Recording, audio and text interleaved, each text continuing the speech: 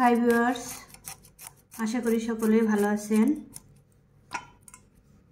লাউয়ের খোসা এভাবে কুচি করে ভাজি করলে খেতে কিন্তু খুবই স্বাদ হয়। আপনারাও খেয়ে দেখতে পারেন। সো এখন রান্না করব লাউ।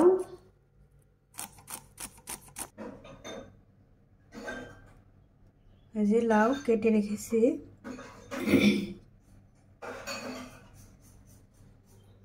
অনেকগুলো মাথা মাছের জমা ছিল, সেগুলো দিয়ে আজ লাউ রান্না করব।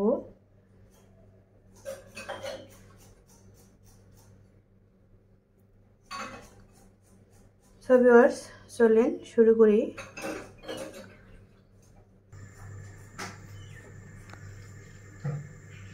লাউ এভাবে নাড়াচাড়ি করে রান্না করার জন্য আসলে পেঁয়াজ, কাঁচামরিচ, রসুন এভাবে ছেঁচে দিলে ভালো হয়, টেস্টটা দারুণ আসে। এই যে কড়াইতে তেল দিয়ে দিলাম। এখন এই ছেঁচা পেঁয়াজ, কাঁচামরিচগুলা দিয়ে দিলাম।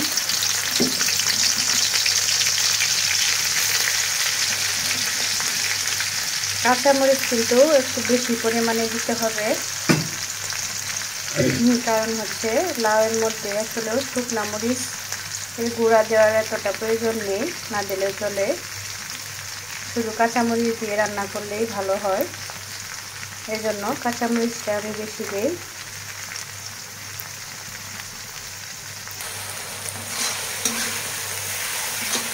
এবারে এগুলো একটু ভেজে নিয়ে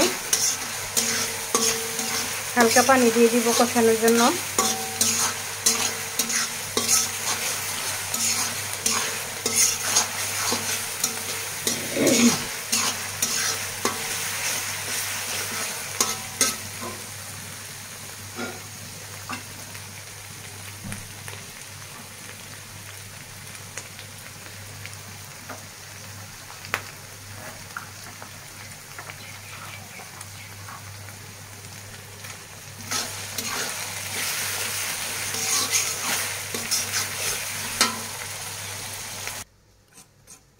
এই যে অন্যদিকে লাউয়ের খোসা কুচি করে নেওয়া হচ্ছে ভাজি করার জন্য।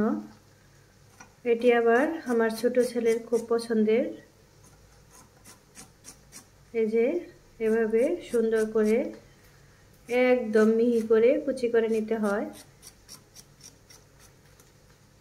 এটিও ভাজি করলে সুন্দর সবুজ সবুজ থাকে, খেতেও ভালো লাগে।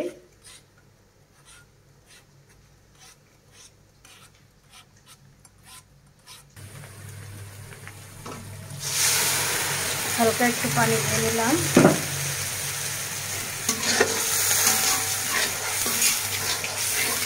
মশলা আর মাছ কষানোর জন্য।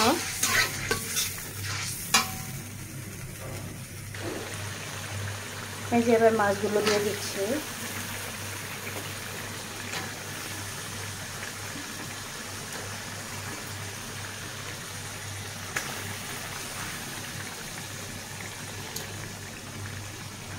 লাউয়ের তরকারির মধ্যে মশলা কিন্তু খুবই লাইট ব্যবহার করতে হয়,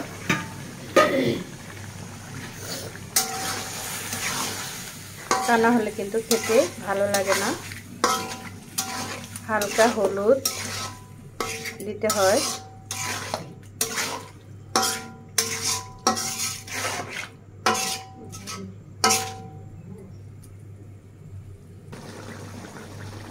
আমার মাছ কষানো হয়ে গেছে। এখন এখানে লাউ দিয়ে দিব, যেহেতু নেড়ে চেড়ে রান্না করব, এর জন্য একসঙ্গেই লাউ আর মাছ নেড়ে নেব।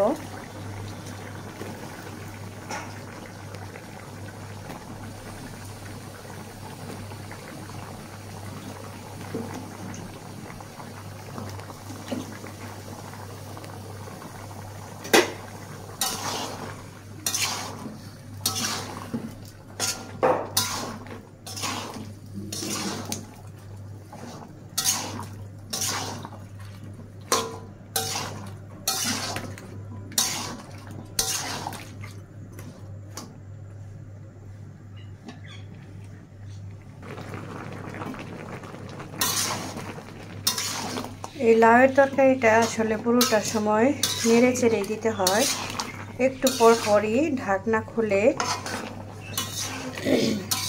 নেড়ে চেড়ে দিতে হয়।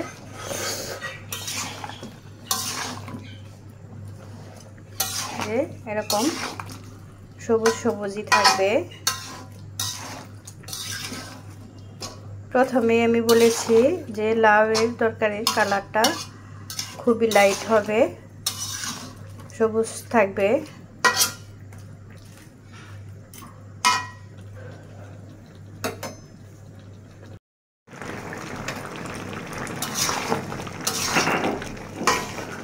এই যে তরকারি প্রায় হয়ে আসছে।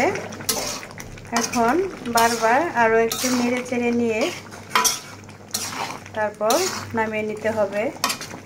দেখেন আমি কিন্তু লাউয়ের মধ্যে একদমই পানি দিইনি, এই লাউয়ের পানি থেকেই পানি বের হয়েছে। পানি না দিলেই ভালো লাগে, এক্সট্রা কোনো পানি দেওয়ার প্রয়োজন নেই। লাউয়ের যে পানি সেটা দিয়েই লাউ রান্না করলে বেশি টেস্টি হয়।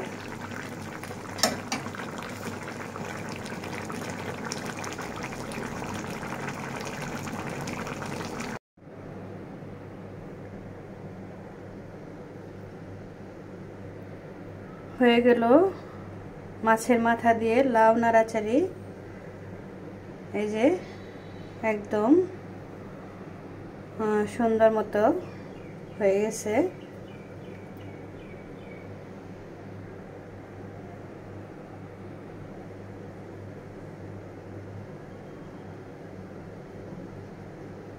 ভালো থাকবেন সবাই।